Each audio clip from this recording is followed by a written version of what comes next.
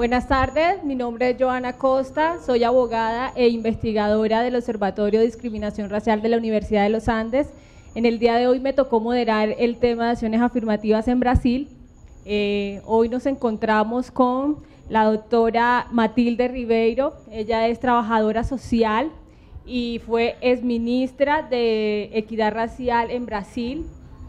Y nos encontramos con Julie Neiva, que ella es abogada y trabaja es activista en temas de derechos humanos en Brasil. Quisiera empezar con Matilde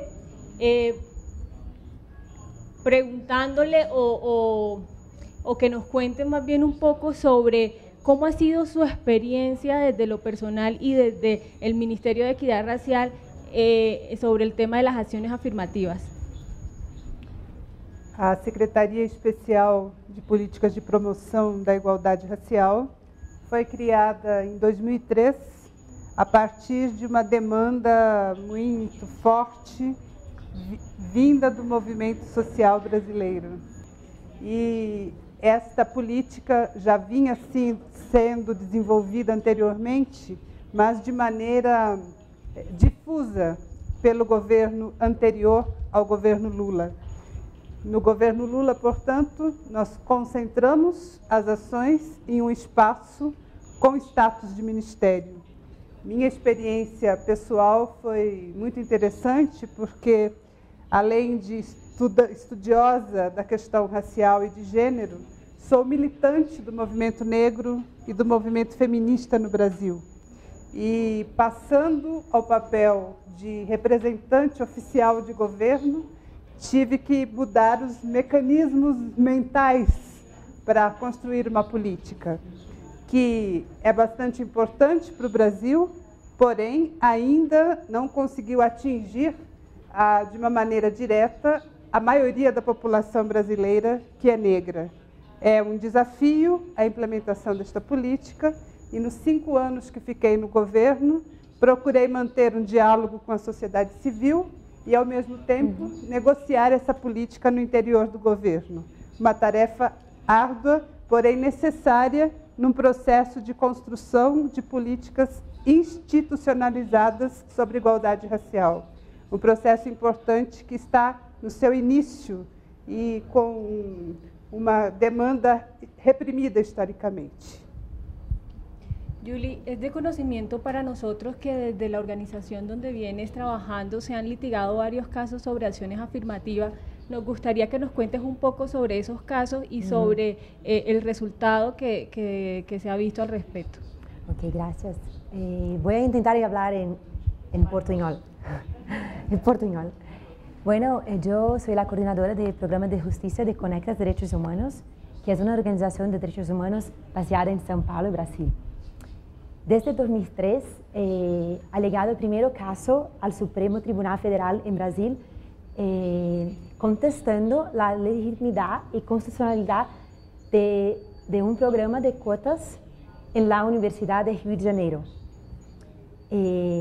Nosotros en Conectas consultamos nuestras organizaciones parceras con quien trabajamos juntos para saber qué pensaban de participarmos de la discusión sobre la constitucionalidad del caso al nivel del Supremo, porque Conectas es una organización de derechos humanos y queríamos saber si tendríamos la legitimidad como una organización de derechos humanos para discutir qué pensaba el movimiento negro de que íbamos a participar. Entonces, después de hablar con organizaciones con quien trabajamos, decidimos de presentar como Amicus Curiae. No sé si conocen, es como una posibilidad de presentar como una organización que no es parte del caso, pero presentar su opinión en un caso que se está decidiendo sobre el Supremo. Entonces, Conectas presentó su primero Amicus Curiae en 2004. Desde entonces, hay otros 4 casos que están discutiendo el tema de acciones afirmativas con base en la raza. 2 casos ya no están más siendo discutidos por instintos.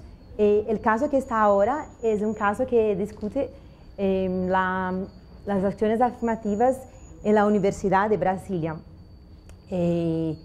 esse caso creo que foi um caso muito importante, não só para Conectas, como una organización de derechos humanos, pero para toda la sociedad brasileña. Por la primera vez, un ministro, así llamamos los jueces del Supremo Tribunal Federal, el ministro que es responsable por ese caso, el relator de caso, convocó a la sociedad brasileña para participar de una audiencia pública. No es todavía el momento de la decisión sobre el caso, es solo una audiencia pública donde los jueces no van a tomar una decisión.